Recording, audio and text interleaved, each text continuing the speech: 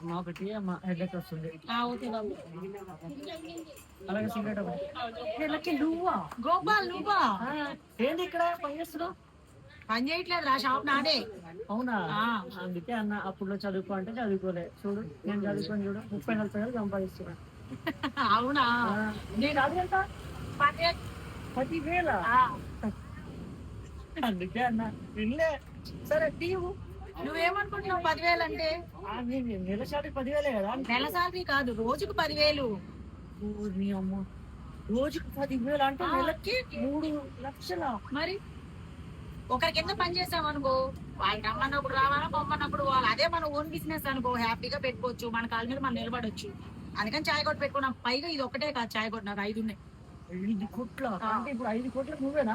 నేనే యజమానురాలిని. అయితే నన్ను కూడా మళ్ళీ పెట్టుకోవాలా? ఏం చేయమంటే ఏం చేయక్కర్లేదు. ఫస్ట్ ప్రజలకు ఏంటంటే నాణ్యత కావాలి, అంటే క్వాలిటీ. చిక్కనైన పాలతో మంచి టీ, కాఫీ, హార్లిక్స్, బూస్ట్ అలాంటి ఏది అడిగితే అది ఇవ్వాలి, చిక్కటివి. మనము అడుగుతున్నారు కదా, జనాలు వస్తున్నారు కదా, వాటర్ పోసేసి ఇచ్చామనుకో క్వాలిటీ పోతే రారు. ముందు నమ్మకమే జీవితం, నమ్మకం ఉండాలి. ఈయన మా హస్బెండ్. బాగున్నారు. నేను ఏదంటే అది, నేను ఎంత అంటాను.